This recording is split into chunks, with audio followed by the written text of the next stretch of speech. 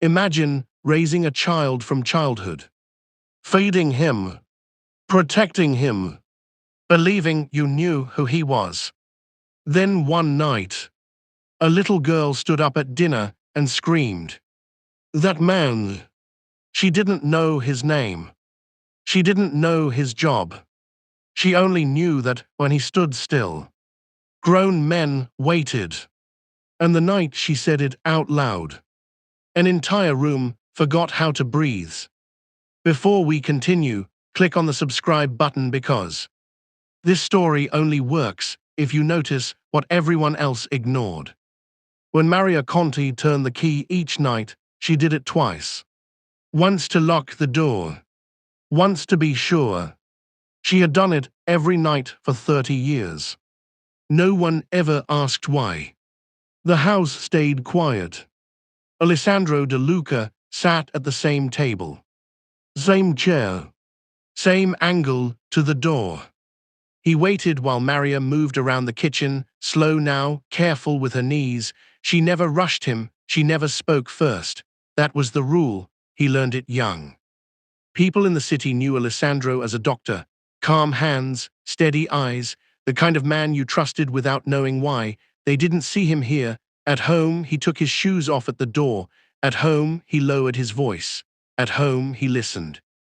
Maria watched everything, the way he paused before answering, the way he noticed sounds before they arrived. She corrected him when he forgot himself. Sit properly, eat slowly, don't interrupt. He obeyed without complaint. He always had.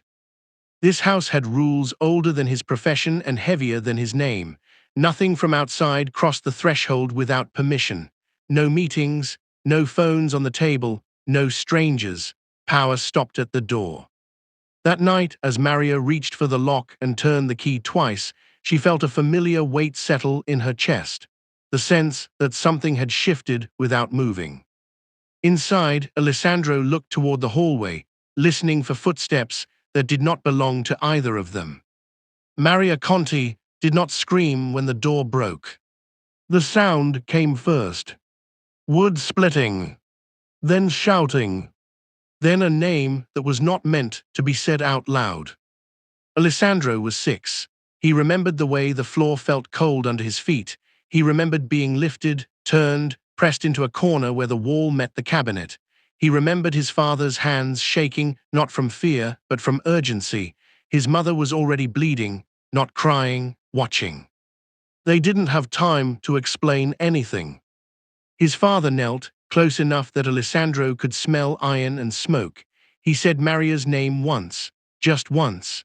Then he pushed the boy toward her and closed her fingers around Alessandro's wrist like it was the last door left standing. "Go," he said. Not loudly, not bravely, like a rule. Maria did not argue. She grabbed a coat, a bag that was already packed for reasons she never admitted later. She didn't look back when the shots came. She ran until the noise disappeared, then kept running anyway. They did not stop at the train station.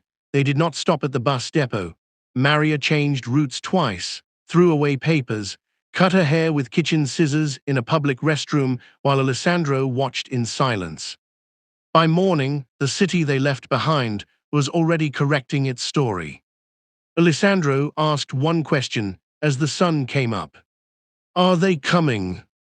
Maria didn't answer. She only squeezed his hand harder and kept walking. Maria Conti became someone else before Alessandro learned how to spell his own name. They moved into a narrow apartment where the walls were thin and the neighbors asked too many questions. Maria answered none of them. She took work that kept her invisible, cleaning, cooking, watching other people's children while raising one who never complained. She set rules early. Don't ask about before. Don't talk to strangers. Listen before you speak. Wait. Alessandro learned to wait. He learned to sit still when other children ran, learned to finish meals even when he wasn't hungry, learned that silence was not emptiness, but protection. Maria corrected him with looks more than words. When he spoke too fast, she raised a finger. When he asked why, she shook her head once. That was enough. At night, Maria checked the locks twice, sometimes 3 times. Alessandro watched from his bed, counting the seconds between each turn of the key. He learned which sounds belonged to the building and which did not. He learned how to fall asleep fully dressed. Years passed without celebration. No birthdays, no photographs. Maria burned letters without opening them. When Alessandro asked what they said, she told him they said nothing useful. He stopped asking. By the time he was old enough to notice the way adults spoke differently around him, Maria had already taught him the most important rule. Never be the loudest person in the room. Never be the first to react. One evening, after watching a man argue himself into silence across the street, Alessandro looked at Maria and asked quietly, "Why do they stop when you look at them?" Maria froze just for a moment. Then she said, "Because they don't know what you'll do next." Alessandro remembered that. Alessandro chose medicine because it required discipline. Long hours, steady hands, no room for panic. Maria approved without smiling. She didn't ask why he wanted it. She asked how long it would take and whether it would keep him visible enough to survive. When he answered correctly, she nodded and went back to stirring the pot on the stove. At the university, Alessandro learned how authority moved without raising its voice. Professors decided futures with a sentence. Hospitals ran on timing. A pause in the right place carried more weight than an argument. He watched who waited and who never had to. He worked harder than anyone noticed, not to stand out, to be necessary. People trusted him quickly. Patients spoke to him like he was older than his age. Colleagues deferred without realizing they were doing it. Alessandro didn't correct them. He learned to accept deference without acknowledging it. At home, nothing changed. He still removed his shoes at the door, still waited for Maria to sit before he ate, still followed rules she never explained. She never asked about his studies beyond what time he would be home. She never asked about his friends because he never brought any. One night, Maria noticed blood on his cuff. Not much, just enough. She looked at it, then at him. "Be careful," she said. Alessandro nodded.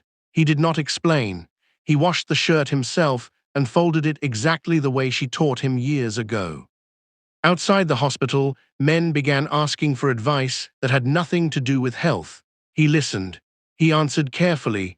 He learned which problems disappeared when you solved the right one first. By the time Alessandro realized he was no longer being tested, he was already being obeyed.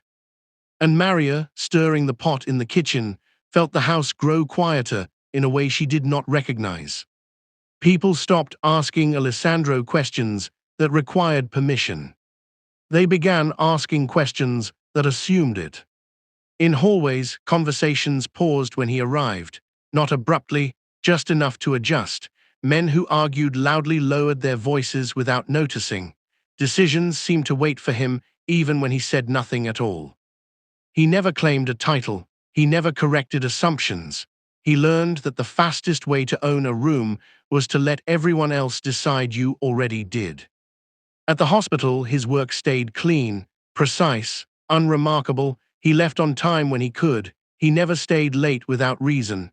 Patients trusted him because he listened. Administrators trusted him because problems stopped reaching their desks. Outside, favors moved through other people's hands. Someone made a call, someone else waited. Alessandro stayed out of sight. He preferred it that way. Power worked better when it looked like coincidence. At home, Maria noticed changes she could not name. The way strangers greeted him with too much respect. The way phones went silent when he entered the room. She asked no questions. She had learned long ago that answers came with costs. One evening, a man waited across the street for nearly an hour. He did not knock. He did not call. He left only after Alessandro stepped onto the balcony and closed the door behind him. Maria watched from the kitchen. "Who was that?" she asked. "No one," Alessandro said. She accepted the answer, but her hands shook as she washed the plates. The house had always been a place where outside rules didn't apply. That boundary felt thinner now. Later that night, Maria turned the key twice. Then once more. Alessandro lay awake, listening to footsteps pass and fade, wondering how long a man could remain unnamed once people learned to wait for him. The house remained unchanged because Maria insisted on it. Same curtains, same table, same rules. Alessandro crossed the threshold each night and left everything else behind. Phones went into a drawer, jackets stayed by the door. Whatever power followed him through the city stopped where Maria said it did. He never tested that boundary. Maria corrected him when he forgot himself, when he stood too straight, when he spoke too sharply, when he paused too long before answering. She reminded him who he was in this house, and he accepted it without resistance. People from outside learned quickly not to ask to come in. Meetings happened elsewhere. Decisions were delivered indirectly. The house became known as a place where nothing was discussed and everything was understood. Maria aged quietly, her steps slowed, her hands stiffened. Alessandro adjusted without being asked. He carried groceries, fixed hinges, listened when she spoke, even when she repeated herself. He did not consider this care a debt. It was a rule. That was why the knock on the door one afternoon felt wrong. Not loud, not urgent, careful. Maria opened it to find her cousin's daughter, Isabella Morales, standing with a small suitcase and a child holding her hand. Isabella looked exhausted. The child looked curious. "This is Lucia," Isabella said, "just for a while." Maria stepped aside without asking questions. She took the suitcase. She knelt to the child's level and asked one thing. "Can you listen?" Lucia nodded. From the hallway, Alessandro watched the girl look around the house like she was counting invisible things. And for the first time in years, the house accepted someone new. Lucia learned the house faster than the adults expected. She learned which floorboard creaked near the hallway, which chair was never used, which drawer Maria opened only at night. She learned that Alessandro spoke less when others were present, and even less when he was tired. She learned that Maria corrected him with a look, and that he listened. Lucia asked questions, but not the kind adults prepared for. Why does he wait before answering? Why does everyone look at him first? Why do phones stop when he walks in? Maria answered only the questions that were safe. The rest she ignored. Alessandro noticed the child watching him when she thought he wasn't looking, not staring, measuring, like she was matching pieces in her head that didn't quite fit. He had spent years learning how to disappear inside rooms. Lucia didn't seem impressed by that. She followed the rules carefully, too carefully. She sat where she was told, ate what was served, spoke when spoken to, but her eyes moved constantly, tracking reactions instead of words. One afternoon, Alessandro stood by the window while Maria rested. Lucia joined him without asking. "People wait for you," she said. Alessandro didn't answer.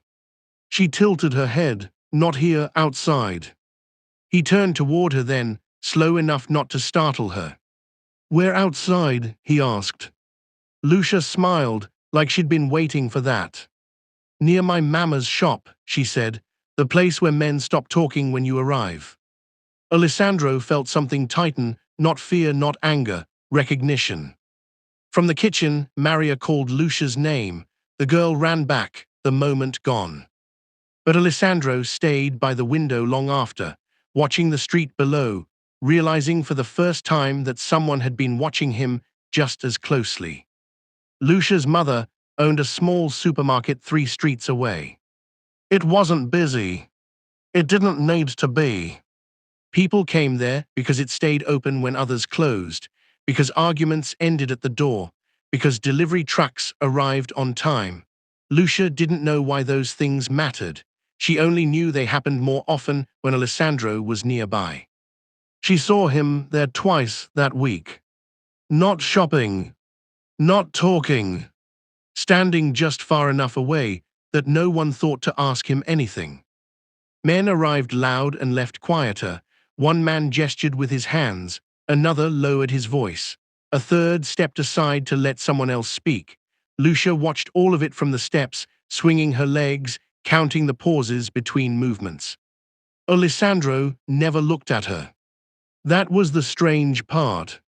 He noticed everything else. He noticed who crossed the street to avoid the shop. He noticed who waited before entering. He noticed who pretended not to see him. But he didn't notice the child watching from the steps, lining up his behavior with the man she saw at Maria's house. When Isabella called Lucia inside, the girl went without complaint. She did not mention Alessandro. She did not point. She didn't need to. That evening, back at the house, Lucia set her shoes neatly by the door. She washed her hands without being told. She sat where Maria pointed. Alessandro caught her watching him again. This time, he met her eyes. She didn't look away. "Do you work near my mamma's shop?" she asked. Alessandro paused. "Yes," he said finally. Lucia nodded, satisfied, like a piece had clicked into place. From the kitchen, Maria felt the house tighten around a question that had not yet been asked. Isabella Morales tried not to bring her worries into Maria's house. She failed. It started with paperwork spread too neatly across the table, forms aligned, pens uncapped but unused. Isabella spoke carefully, like someone explaining a problem she already knew had no clean solution. The contract meant survival, a long-term supply deal with the city, enough to expand the shop, enough to stop worrying about rent every month, enough to breathe. But Isabella had learned how these things worked.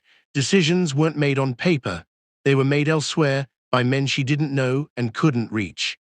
"I did everything right," she said, "still nothing." Maria listened without interrupting. She always did. She poured tea. She asked no questions that would invite false hope. Lucia sat on the floor nearby, drawing lines that connected nothing. Alessandro stood by the counter, silent, watching steam rise from the cups. Isabella glanced at him once, then away. She knew him only as Maria's quiet son, a doctor, respectful, not someone you asked for favors, especially not favors that carried weight. "I don't need miracles," Isabella said, "just someone to stand for me." No one answered. The conversation drifted: weather, school, prices.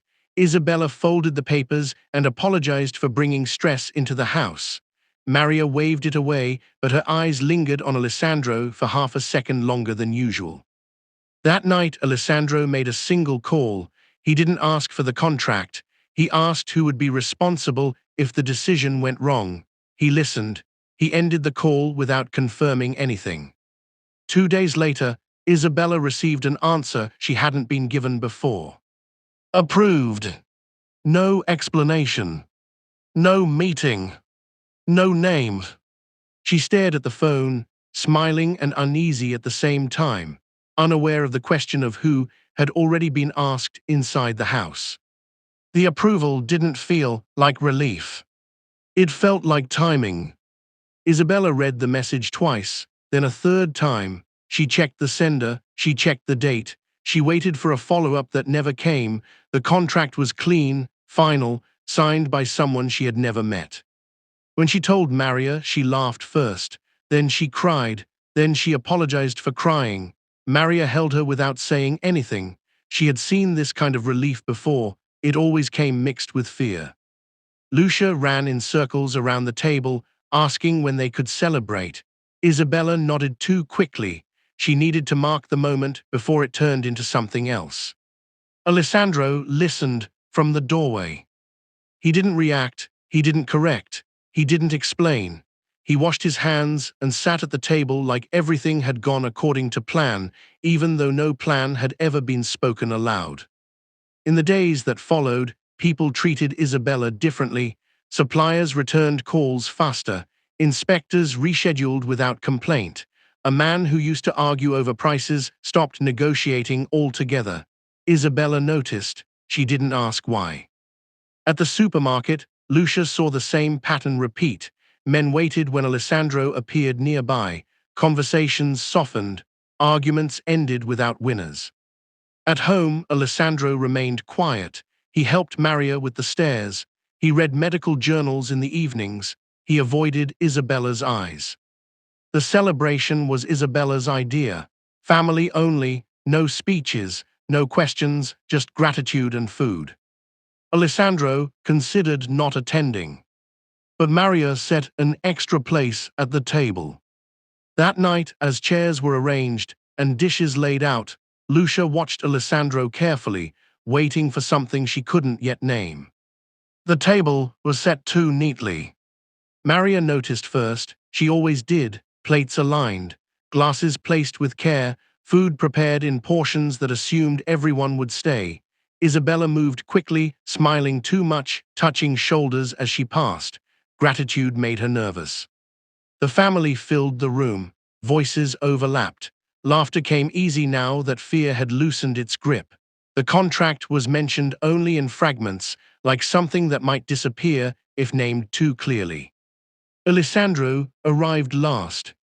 He took the seat Maria set for him, not at the head, never at the head. He nodded to everyone once and said nothing more. The room adjusted around him without noticing. Isabella stood when the dishes were half empty. She raised her glass and cleared her throat. The room quieted faster than she expected. "I don't know how it happened," she said. "I did everything right and still failed." And then someone stepped in. She smiled, embarrassed. A very powerful man, a mafia boss, they said. He asked for the contract to be awarded. No meeting, no name, I never even saw him. There was a pause, not uncomfortable, curious. "I want to say thank you," Isabella continued, lifting her glass. "Whoever he is." Lucia stopped eating. She looked around the table, then at Alessandro. She frowned, not in confusion, but in concentration, like she was checking her work.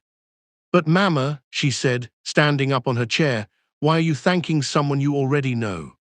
The room froze. No one laughed. No one corrected her. Alessandro felt Maria's hand still in Medea beside him, fingers locked around nothing. Lucia didn't realize anything had changed. She stood there, balanced on the chair, waiting for an answer like she always did when adults paused too long. Her question had felt obvious to her, simple, the kind that fixed things. Isabella laughed once too loudly. "Lucia, sit down," she said. "You're mixing things up." Lucia didn't sit. "But he's the same man," she said, turning slightly, her finger not pointing but resting in the air. "The one people wait for, the one near the shop, the one who tells them when to stop talking." Her voice wasn't accusing. I was careful, like she was explaining homework. Silence spread across the table, slow and heavy. Someone cleared their throat. Someone else reached for a glass and stopped halfway. No one spoke the man's name. No one laughed it off. That was what frightened Isabella most. Alessandro stayed still. He did not deny it. He did not explain it. He looked at Lucia with the same attention he gave difficult diagnoses, not searching for an escape, measuring consequence. Maria's face had gone pale. She looked from the child to the man she raised, seeing the line connect in real time. 30 years of rules, of silence, of waiting, all of it reassembled into a shape she had avoided naming. "Lucia," Maria said softly, "come down." The girl obeyed immediately and returned to her seat satisfied. Her work was done. Around the table, adults avoided each other's eyes. The celebration never resumed. Plates went untouched. Gratitude turned into something sharper. Alessandro finally moved. He reached for his glass, took one slow sip, and set it down. No one spoke. And in that quiet, everyone understood that a question had been answered without a single word. No one asked Alessandro anything. That was the clearest sign. The room emptied slowly, as if people were afraid of leaving too fast. Chairs scraped softly. Dishes were gathered without conversation. Isabella kept apologizing for nothing in particular. Lucia was guided toward the hallway, confused by the sudden tension but obedient as always. Maria remained seated. She watched Alessandro the way she had when he was small, quietly, closely, without blinking. She had spent decades not asking the question she was now holding in her chest. Avoidance had kept them alive, but silence, she realized, had also been teaching him something she never intended. When the last guest left and the door closed, Maria turned the key once. Then she sat back down. "Is it true?" she asked. Her voice didn't shake, her hands did. Alessandro didn't answer right away. He stood, cleared the table carefully, stacked plates the way she taught him. He moved slowly, as if speed might break something fragile. When he finished, he pulled out the chair across from her and sat. "Yes," he said. The word landed heavier than any confession. Maria closed her eyes. She didn't cry. She didn't shout. She pressed her palm flat against the table to steady herself. "How long?" she asked. "Long enough," Alessandro replied. She nodded, absorbing it, not forgiving it, not condemning it, just accepting that the child she saved had grown into something shaped by loss and patience and fear. "Lucia must not be part of this," Maria said. "She isn't," Alessandro answered immediately. But Maria looked at him then, truly looked at him, and realized something neither of them had planned for. The child already was. Alessandro waited until the house settled. Maria insisted on it, dishes washed, lights dimmed, Lucia asleep in the back room, her door left open the way she liked it. Only then did Alessandro sit across from Maria again, the space between them filled with years they had never named. He didn't start with power. He started with the night they ran. He told her what he remembered, the men, the timing, the way decisions moved faster than bullets. He told her how he learned who benefited from silence and who feared it, how medicine gave him access without suspicion, how listening gave him leverage without force. "I didn't choose this all at once," he said. "I chose not to be helpless again." Maria stared at her hands. She had raised him to be careful. She had not raised him to be feared. The difference sat heavy between them. "Did you use the girl?" she asked. Alessandro shook his head. "No, I forgot her." That answer hurt more. He explained the call about the contract, not a favor, a correction. He had asked who would answer if the decision failed. He had waited. The decision fixed itself. Maria nodded, systems correcting themselves. She understood that. "You hid it from me," she said. "Yes. Why?" "Because this house is the only place where I am not that man." Maria leaned back, exhausted. Love did not erase the consequence. Care did not absolve the outcome. She had taught him that. "Tomorrow," she said, "you will speak to Lucia's mother." Alessandro agreed. In the quiet that followed, Maria listened to his breathing, steady and familiar, and wondered whether raising him like a child had saved him from becoming a monster, or taught him exactly how not to look like one. Alessandro did not sleep. He sat at the kitchen table until morning, listening to the house settle into its old sounds, pipes cooling, wood shifting. The quiet Maria trusted more than locks. When the light crept in through the window, he stood and straightened the chair he hadn't used. Isabella arrived just after breakfast. She came alone. Her smile didn't last long. She stood in the doorway, hands folded, unsure where to put herself now that she knew there were rooms inside this house she had never been invited into. Maria poured tea and left them at the table. She didn't stay. Some conversations, she believed, had to happen without witnesses. Isabella spoke first. "I didn't ask," she said quickly. "I swear I never knew." "I know," Alessandro replied. That seemed to make it worse. She looked at him then, really looked, not as Maria's quiet son, not as a doctor, as a man whose presence had been shaping her life without her consent. Gratitude and fear fought for space in her voice. "You changed things for me," she said. "I don't know how to thank you." Alessandro shook his head. "You don't." Silence stretched between them. "What happens now?" Isabella asked. "That depends on what you do next," he answered, not as a threat, as a fact. Lucia appeared in the hallway, rubbing sleep from her eyes. She stopped when she saw them sitting together. She sensed the shift immediately. "Did I do something wrong?" she asked. No one answered fast enough. And in that delay, Alessandro understood something he had avoided until now. Power could be hidden. Truth could not. Maria Conti still turned the key twice every night. Some habits were older than truth. The house did not change after everything was known. That was the strangest part. The same curtains filtered the same light. The same chair waited by the table. Alessandro still removed his shoes at the door like a boy who knew where power was not allowed to enter.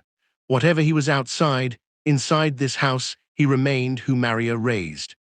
Lucia felt the shift without anyone explaining it to her.